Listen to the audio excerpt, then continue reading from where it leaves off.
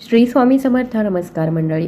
श्री स्वामी समर्थ महाराजांच्या कृपेने तुमच्या सर्व इच्छा मनोकामना पूर्ण होत ही स्वामींच्यांनी प्रार्थना करते आणि आजच्या व्हिडिओला सुरुवात करते. 31 मार्चला महाराजांचा प्रकट दिन आहे. आपण या दिवशी जर काही सेवा केल्या, काही उपाय केले तर ते खूप खूप प्रभावी ठरत असतात. कारण की या काळामध्ये दत्ततत्व हे 1000 पटीने कार्यरत असतं. त्यामुळे आपण या काळामध्ये सेवा करत असतो. आता कोणी स्वामीचरित्र सारामृत पारायण करत असेल, तर कोणी तारक मंत्राची सेवा करत असतं, तर कोणी श्री स्वामी समर्थ या मंत्राचा जप देखील भरपूर महिला व पुरुष करत असतात. प्रत्येक जण प्रत्येकाच्या आवडीनुसार आणि वेळेनुसार सेवा या करत असतात. आता या काळामध्ये जर आपण गुरुचरित्र पारायण केलं तर त्याचं कित्येक पटीने आपल्याला फायदे हे बघायला मिळत असतात. या ग्रंथाचं पारायण केल्याने एखाद्या गंभीर संकटांमधून बाहेर पडण्याचा मार्ग सापडतो अशी मान्यता आहे. या ग्रंथाच्या वाचनाने कुठल्याही प्रकारचे आधिव्याधी आजार नष्ट होतात. याने मनुष्य दुःख मुक्त होतो.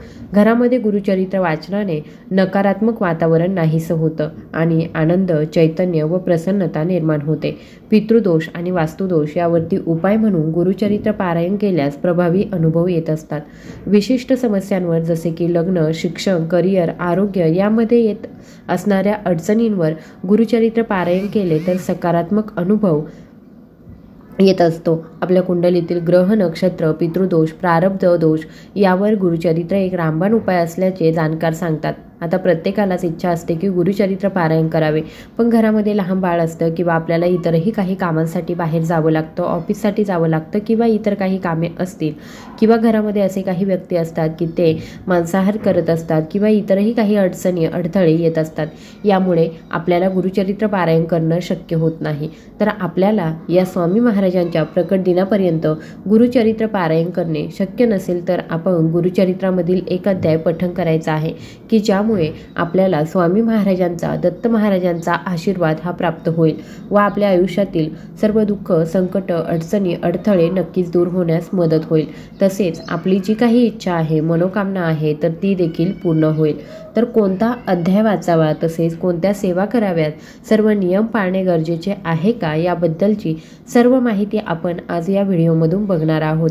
तत्पूर्वी तुम्ही जर चॅनलवरती नवीन असाल आणि तुम्ही जर चॅनलला अजूनही सबस्क्राईब केलं नसेल तर नक्की सबस्क्राईब करा. त्याचबरोबर कमेंट बॉक्समध्ये श्री स्वामी समर्थ किंवा श्री गुरुदेव दत्त लिहायला विसरू नका.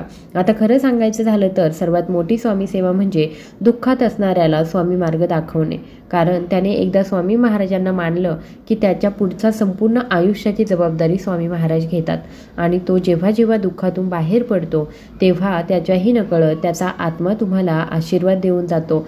त्यामुळे स्वामी मार्ग दाखवणे हे देखील खूप महत्त्वाचं आहे. आता आपण अगदी ग्रंथाचं वाटप देखील करू शकता. मग स्वामीचरित्र सारामृताचा ग्रंथ असेल किंवा गुरुचरित्र पारायणाचा ग्रंथ असेल तर आपण हे जे काही ग्रंथ आहे अशा व्यक्तीला आपण द्यायचे आहे की ती व्यक्ती ते संपूर्णपणे वाचेल व त्यामुळे ती व्यक्ती दुःखातून दुःखमुक्त होईल. आपण जर त्या व्यक्तीला तो ग्रंथ दिला आणि त्या व्यक्तीने जर तो पूर्ण वाचला तरी पण आपल्याला त्याचे फळ हे मिळत असते. तर ही स्वामी सेवा देखील तुम्ही नक्की करू शकता. आता आपल्याला ही सेवा कधीपासून करायची आहे तर जेव्हापासून तुम्हाला वेळ मिळेल, अगदी 11 मार्चपासून किंवा 21 मार्चपासून तुम्हाला जेव्हा वेळ मिळेल तेव्हा तुम्ही ही सेवेला सुरुवात करू शकता.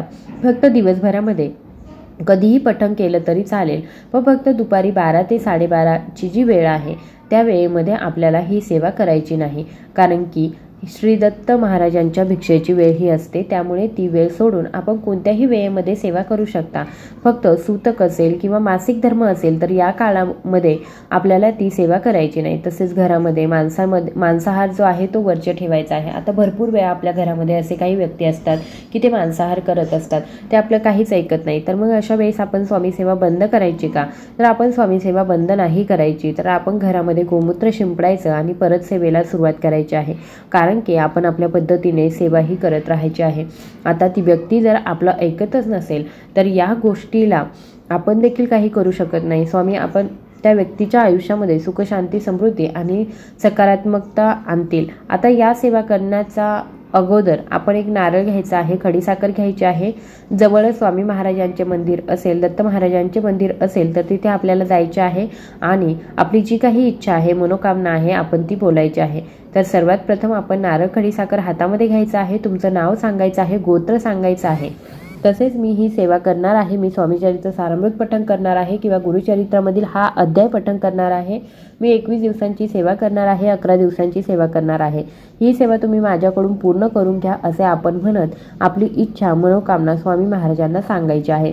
डोळे बंद करायचे आहे, स्वामी महाराजांचा चेहरा समोर आणायचा आहे आणि आपली जी काही इच्छा मनोकामना आहे ती स्वामी महाराज नक्कीच पूर्ण करतील। आता एखाद्या गोष्टीसाठी उशीर होत असेल पण स्वामी महाराजांना तुम्हाला त्यापेक्षाही काही जास्त द्यायचे असेल, त्यामुळे त्या गोष्टीसाठी उशीर होतो, ती इच्छा आपली पूर्ण होत नाही आणि एखादी इच्छा आपण मागत असतो पण ती पुढे जाऊनही आपल्यासाठी चांगली नसेल तर ती इच्छा स्वामी महाराज पूर्णच करत नाही।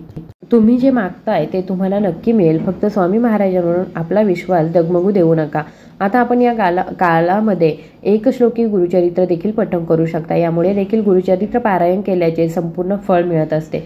तर अत्यंत साधा सोपा असा श्लोक आहे। दत्ताचा अवतार झाला कलियुगी श्री पिठापुरी, त्यामागे दुसरा नृसिंह सरस्वती, करंज ग्रामांतरी, तीर्थे हिंडत पातला भिलुवाडीची संगमा, तेथुनी मठ गाणगापुरी, वसेवारी दिनांचे श्रम। हा जो मंत्र आहे तर हा आपल्याला म्हणायचा आहे। जर तुम्हाला हा श्लोक म्हणायचा असेल तर सुरुवातीला एक दिवा प्रज्वलित करून घ्या आणि त्याच्यानंतर हा मंत्र तुम्ही म्हणायचा आहे। तुम्ही मोबाईलवरती सुद्धा श्रवण केलं तरी चालतं।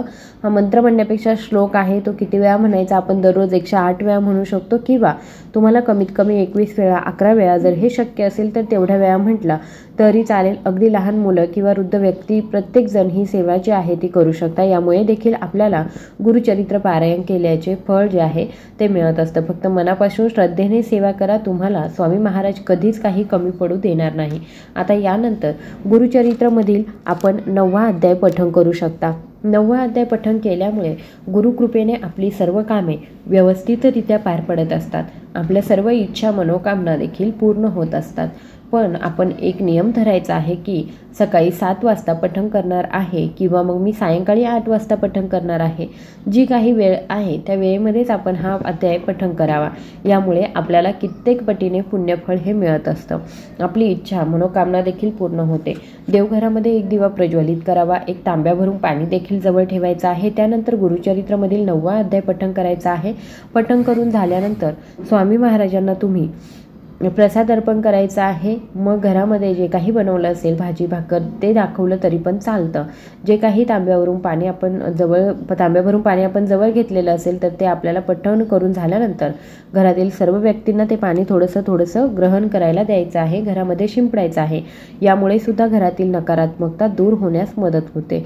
तसेच हा अध्याय वाचत असताना तो मोठ्याने वाचावा, ज्यामुळे आपल्या घरातील नकारात्मकता दूर होण्यास मदत होईल। तसेच हा अध्याय जर तुम्हाला पठण करणं शक्य नसेल तर मोबाईलवरती लावून द्या, श्रवण केला तरी पण चालेल। फक्त मनापासून आणि श्रद्धेने कंटिन्यू ही सेवा 21 दिवस किंवा 11 दिवस करून बघा, स्वामी महाराजांचा आशीर्वाद हा आपल्याला नक्कीच मिळणार आहे।